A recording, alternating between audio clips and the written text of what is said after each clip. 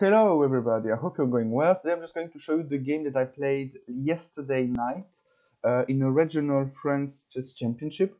It's actually a pretty new tournament for me because the format is very strange. It is one game per month.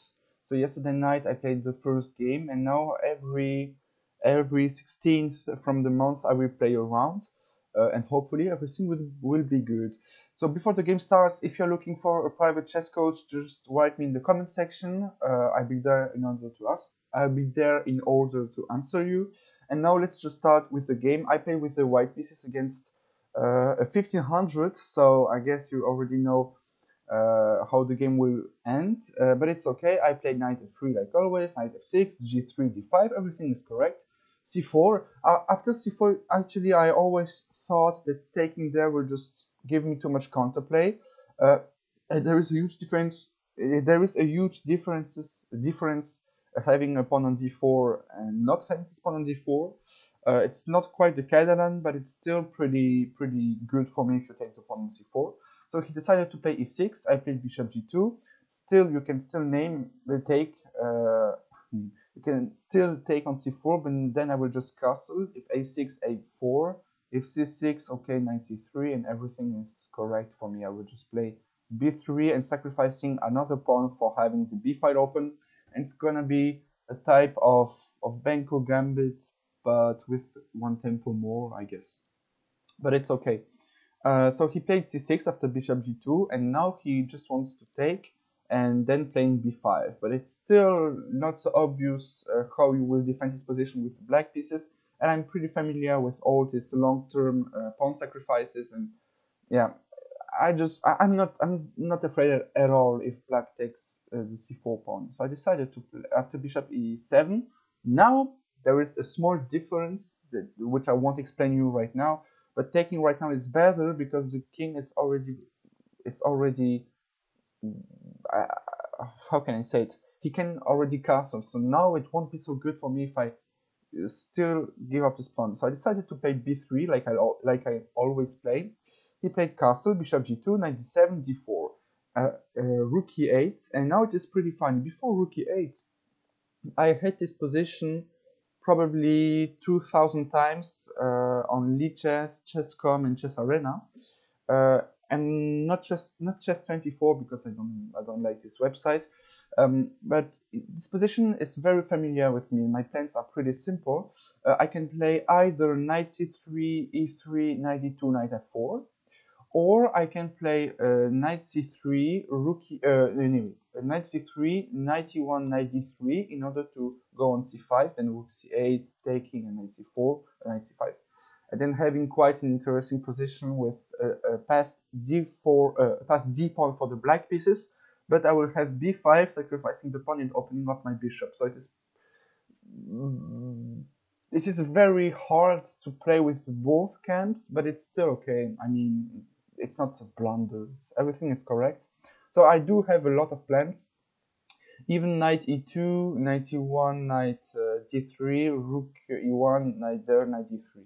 Both are correct. I remember a game from Vladislav Tkachev, who played knight c3, knight e2, knight f4 after pushing e3. But it's okay. I just know this position pretty good. He played rook e8 and rook e8. Okay, I was more familiar with queen c7, and the problem for white is that black is looking for some counterplay with e5 in order to open up the c8 bishop. But actually, I do know this position. I played this position in Blitz many times. I have always played knight e5 with one idea. If you're taking there, I don't know if it's correct right now, but I just want to play e4. No, I want to take first. Yeah, and pushing e4. And then if you take, I would just take, knight takes, and this.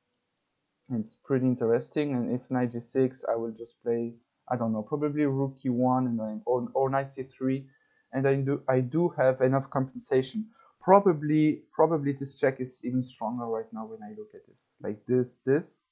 So probably it's completely better and fine for me, even though black has the bishop pair. Yeah, probably it is still fine because I do have a small, I do have some initiative over the king, and If I want, sometimes I will even have some knight f6 sacrifice in order to have a, I don't know, but it cannot be losing for white. So I'm actually pretty familiar with all this type of positions, and rook e1, rook e4, rook g4, rook h4, and yeah. But okay. But my opponent decided to play rook e8, so I played knight c3. So now you didn't put your queen on c6, so I will just go on e5 after your rook e1. I will just block your e6 pawn, and everything is correct. And here I was just looking at queen c7, because queen c7 is the logical move, or even b6. When I played the European Chess Championship, my opponent played b6 and then bishop b7 and a5, and it was quite a sharp game. But I don't know why people don't use that plan. Actually, I'm pretty familiar with this plan too with the black pieces, because I'm a Slav player. So for me, it is not something so spectacular, but it's important to say it and to point it out. But he decided to play rook b8, and rook b8 is already a pretty strong inaccuracy for me, because it doesn't improve black's position at all. I was first looking at queen c2, and I was looking at, does he want b5? And I then understood that after c5, he doesn't want to play b5, because e5 doesn't work. I would just take the pawn. And if you go there, for example, let me think. What want I to play? I guess I just wanted to go. Hey, wait, just have to remember quite a second. 95. No, wait, it's not a move. Wait. Give me 2 seconds. Um, I guess it is still take knight there and e4. And if you take, I will just take this. And if you take this, I will just take probably rook d1 first. And I do have many compensation, or knight e4. You have to go back, and then I will just take the pawn, and I'm just completely, I would like to say even winning, because my pieces are more active than his pieces. I'm a pawn up. The d file is open, the c file is open. The e file doesn't matter at all, because the knight and the bishop are blocking this file. c7 is a problem for black. So actually, even bishop d6 with the idea of trading doesn't work, because I would just go rook d1, and this is completely losing. This and this, I guess. Yeah, this and this. And if you go there, I will just, I guess, probably just taking there is winning.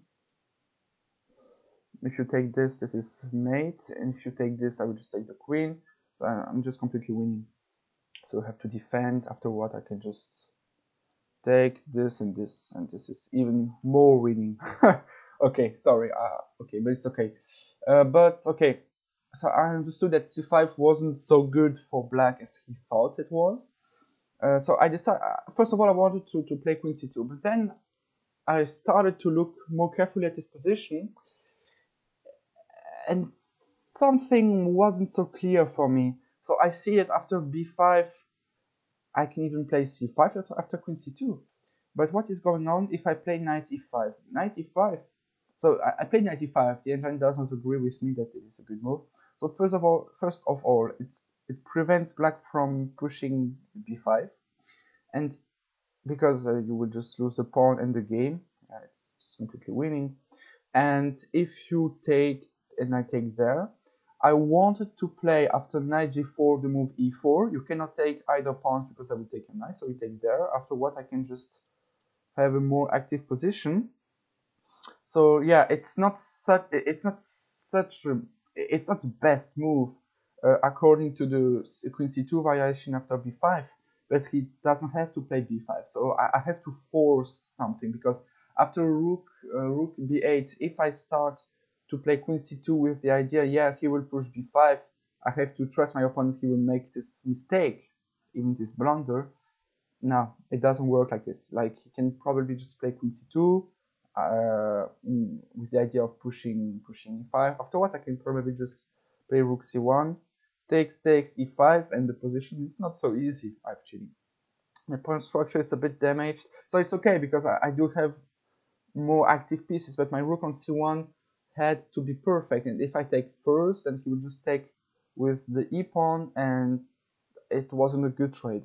I mean, probably even with the c5. So the rook still blocks the knight from, yeah, but I guess everything is correct for black. He doesn't have to make this dubious mistake.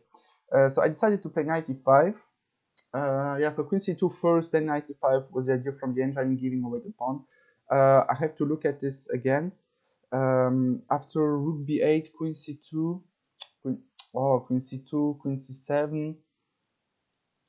Bishop c1. Aha!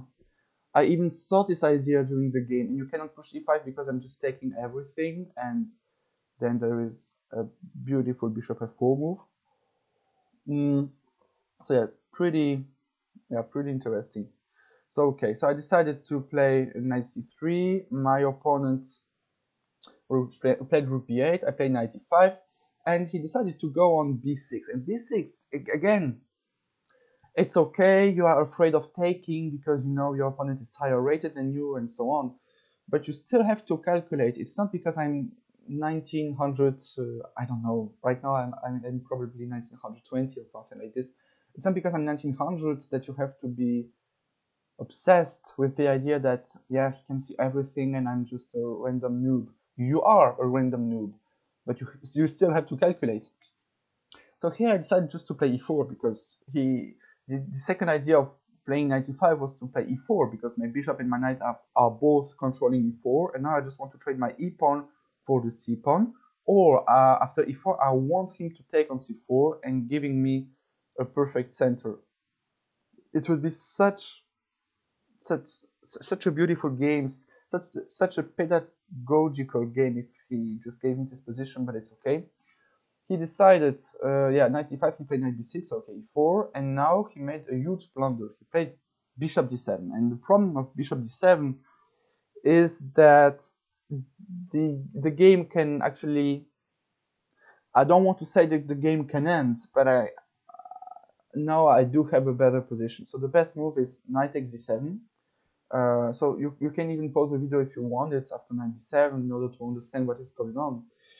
First of all, I was looking at some exchanges on d5, but then I understood that I have 1, 2, 3, 4 pieces which are attacking the d5 square, and my opponent has 1, 2, 3, 4 pieces which are defending the d5 square. So actually, if I take everything right now, I will just lose a piece. So it's pretty easy to understand.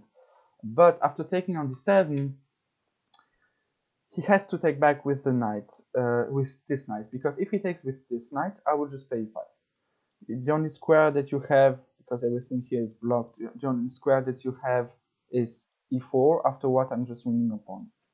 I'm completely fine. I was actually calculating and looking at bishop takes first in order to have a beautiful knight, but probably taking with the knight first is better because I do love the bishop there. Yeah, and then d5 and e6 and wow, no, it's completely winning. Yeah, completely winning, even though he's only a pawn down because the piece cannot move anymore. It's a nightmare. And you cannot take with the queen for the same reason. So he decided, after 2 minutes of calculation, to take with the f6 knight, after what I'm just winning a pawn. And here I just won the d5 pawn without any problems. I mean, the game didn't even start. Like, we are still in the opening. I didn't finish my development yet. So yeah, so knight f6, bishop g2, knight d5 in order to block the pawn. And here I had to think a bit. Because, okay, I'm a pawn up, I have the bishop pair, but still I do have some problems with controlling the d5 square, because the side with the pass pawn, I mean with the isolated pawn, has to control the square in front of the pawn, because the pawn cannot do that. The pawn only controls these squares. So I started to think a bit, and I wanted to look at rook c1, rook e1, and so on. And I understood quite I just understood that rook e1 is the best move in this position and not rook c1. Rook c1 is a small inaccuracy because rook c8 trades the pieces. No, it doesn't trade because it loses a knight, so it's okay. But let's say, okay, I have to show you the difference with rook e1. If I play rook e1, he cannot move this bishop because I just take the rook and I win the knight on d5. So you cannot move the bishop at all. Even though you go there, I would just stay there and it's completely winning.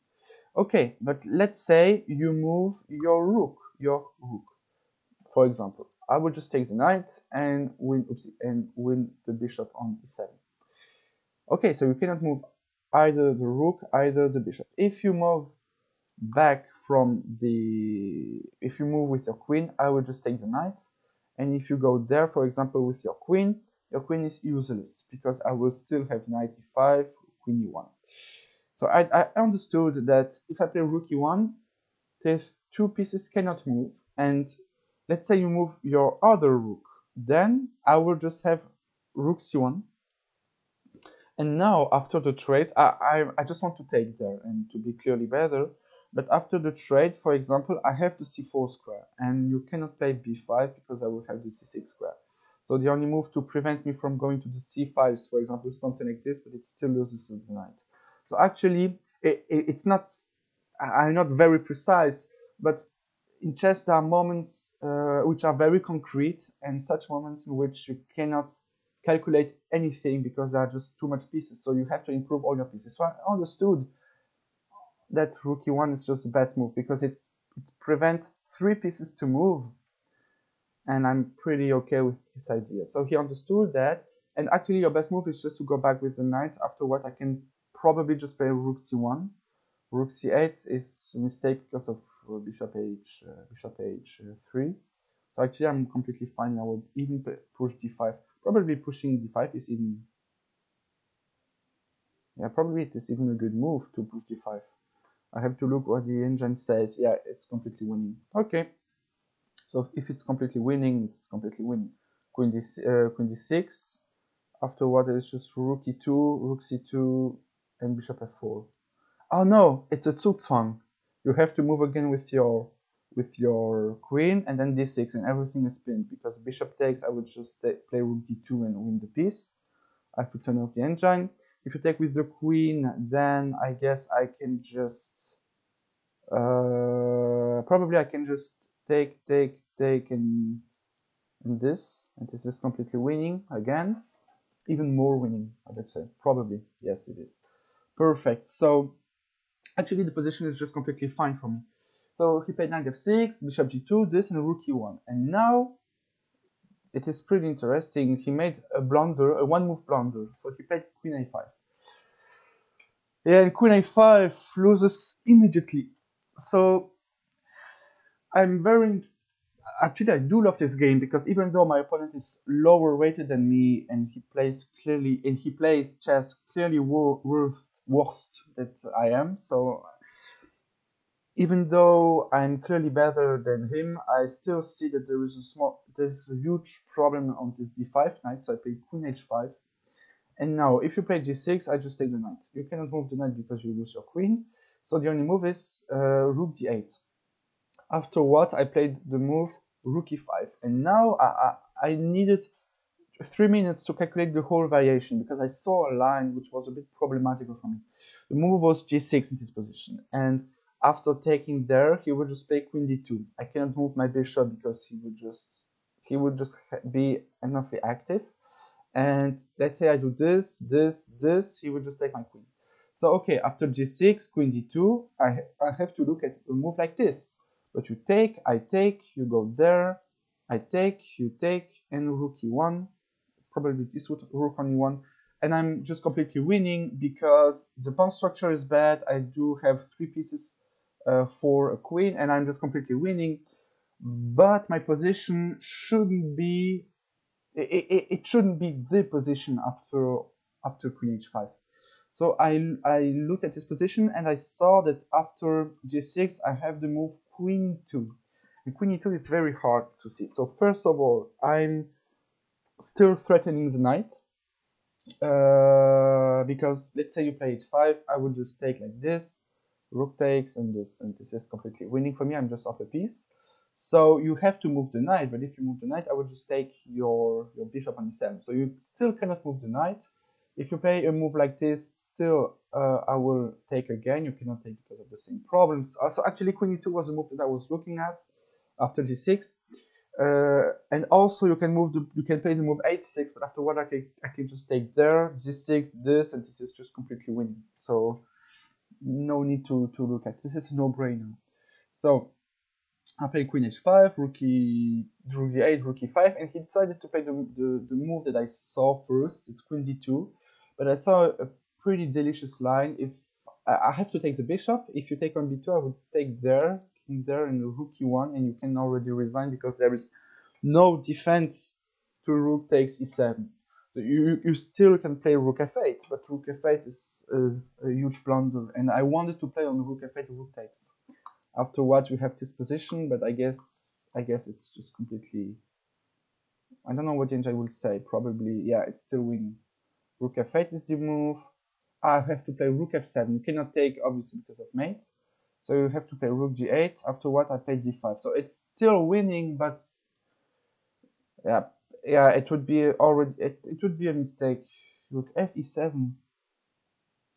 No, it's impossible to see. This.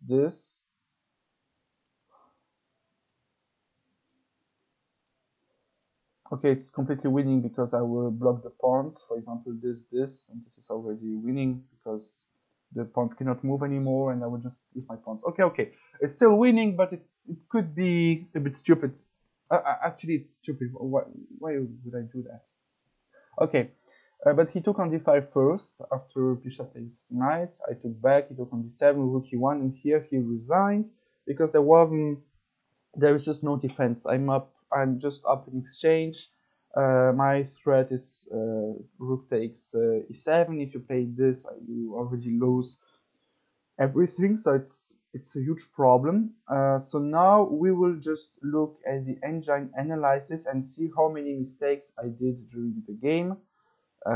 So okay, everything is there. So I played with a 94 precision, I guess. Yeah, yes I am. Yes I did. I made only one inaccuracy. I guess it's just the 95 move. Yeah, 95 was the inaccurate move. So okay, pretty easy. So thank you very much for my opponent to accept not to resign before the game actually starts. Yeah, it was still a correct game, but I guess bishop d7 giving away the pawn is not the most critical blunder. So actually it is because of rook e1, just a pawn up. It's a d4 isolated pawn. I have the bishop pair. After rook e1, 3 pieces of yours cannot move. So probably it is already a problem, but I guess, yeah. After the game, he went to me and he asked me how should he react after 95, and I told him just take and 97, and for example something like this could be on the board. Yeah, but okay, pretty funny because I still know this line for white and black, and if you take there I would just take the bishop, the knight, I guess, and this is completely winning for me. So pretty easy game. Now thank you very much for watching this game. Still, like always, if you are interested in having a private chess coach, just go in the comment section. I'll be there in order to answer you. So yes, it is what it is. Thank you very much for subscribing to the channel again. I made many videos who has reached probably 1,000 views, so it's pretty cool, I'd like to say. Thank you very much, and see you in the future upload. Take care.